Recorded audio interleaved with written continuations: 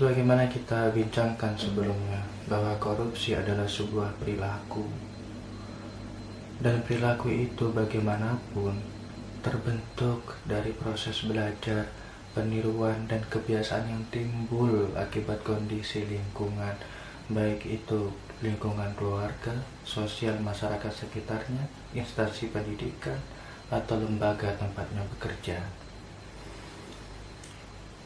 Peniruan terhadap perilaku itu menurut kami awalnya ada di dalam pikiran, baik setelah itu menjadi ucapan atau tidak, tetapi kemudian menjelma menjadi tindakan. Dan apabila tindakan ini dilakukan terus-menerus, maka bisa menjadi kebiasaan. Dan ketika kebiasaan itu ternyata dilakukan oleh banyak orang, maka bisa disebut sebagai budaya. Dalam hal ini terkait korupsi, Muhammad Hatta pernah berkata bahwa korupsi sudah membudaya di Indonesia, yang itu berarti korupsi itu sudah banyak dilakukan oleh masyarakat kita, terutama oleh para penyelenggara negara. Bagi kita yang jelata, yang tak punya otoritas dan kuasa, dan mungkin yang juga tak diberi hak untuk bersuara, jelas tak bisa membuat kebijakan ataupun aturan, tak bisa mengubah sistem atau hukum yang berlaku.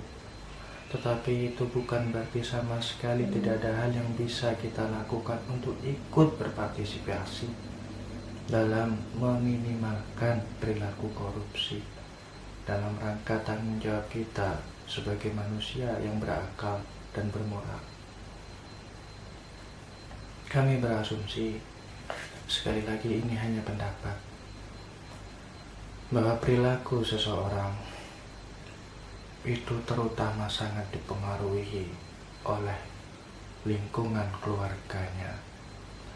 Lingkungan keluarga menjadi sekolah pertama bagi seorang anak untuk belajar berbahasa, mengucapkan kata-kata.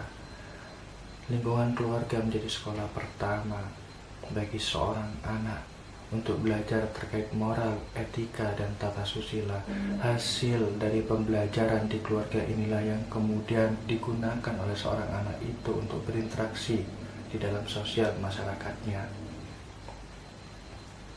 Kami berasumsi bahwa sebuah kebiasaan seseorang di dalam keluarganya bisa saja sangat berpotensi atau menjadi potensi bagi timbulnya perilaku korupsi seseorang itu nanti. Contoh, ada seorang anak yang mengambil atau menggunakan barang atau sesuatu yang bukan miliknya sendiri, tetapi seorang anak ini tahu kalau barang atau sesuatu itu adalah milik saudaranya atau milik orang tuanya. Dan sanak saudaranya atau orang tuanya yang mengetahui seorang anak tadi memakai atau menggunakan barang yang bukan miliknya itu, dibiarkan. Mungkin istilahnya dimaklumi karena itu anaknya sendiri atau karena saudaranya sendiri. Hal ini mungkin saja bisa membuat si anak itu tadi berpikiran bahwa apa yang dia lakukan adalah sah, sekalipun menggunakan atau mengambil barang yang bukan miliknya, tetapi barang itu adalah milik keluarganya. Karena adanya pemakluman dan pembiaran itu. Dan mungkin saja ketika si anak ini nanti dewasa lalu berkecimpung di dalam sosial masyarakat atau dia sudah bekerja, dia menggelapkan sedikit saja uang karena berpikirnya tidak apa-apa, toh ini cuma sedikit, tidak banyak, bisa dimaklumi, bisa dimaafkan. Nah, salah satu budaya di masyarakat kita itu adalah pemakluman atau ketidakenakan. Kita juga dikenal sebagai masyarakat yang punya rasa solidaritas, yang kadang tidak rela satu yang lainnya bersalah, sehingga kita berusaha untuk menutupinya. agar yang lain tak terkena jerat hukum. Pembiasaan inilah yang mungkin saja akan membuat si anak tadi itu akhirnya melakukan suatu perilaku yang korup yang lebih besar lagi karena adanya pembiasaan dari kecil. Maka karena itu menurut kami alangkah baiknya bila sedari kecil atau di dalam keluarga kita berusaha menyampaikan terhadap anak bahwa segala sesuatu tindakan itu ada konsekuensinya. Kita pun perlu menyampaikan pada setiap anak bahwa harus izin, harus berpamit terlebih dahulu kalau mengambil barang atau menggunakan barang yang bukan miliknya, sekalipun barang itu adalah milik saudara atau keluarganya sendiri. Tetapi poinnya adalah itu bukan miliknya. Sehingga ketika kebiasaan untuk izin memakai barang yang bukan miliknya ini akan meminimalkan si anak untuk tidak berkata jujur. Si anak akhirnya akan selalu izin ketika kebiasaan itu terus ditanamkan, sehingga juga anak menjadi lebih jujur. Karena bukankah sekarang banyak ya anak-anak muda yang tidak sesuai antara ucapan dan tindakannya.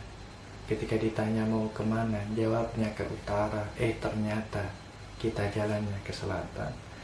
Ketika ditanya kenapa kok baru pulang malam begini, jawabnya ngerjain tugas di rumah temen, ternyata nongkrong di pinggir jalan.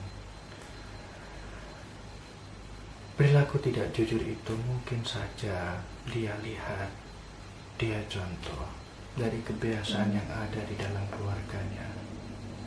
Karena itu setidaknya hal yang bisa kita lakukan untuk meminimalkan perilaku korupsi di Indonesia adalah menanamkan atau mengajarkan perilaku jujur terhadap setiap anak di dalam sebuah keluarga.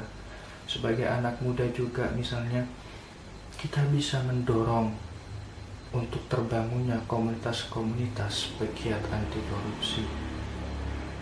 Di desa misalnya kita bisa menggerakkan anak-anak desa untuk berkumpul di dalam suatu tongkrongan untuk membincangkan terkait korupsi, terkait dampak yang ditimbulkan dari korupsi. Sampai terbangun sebuah komunitas yang di sana dia bisa menjadi penjaga, yang memantau, yang mengawasi dari bagaimana tata pelaksanaan atau kebijakan di desa.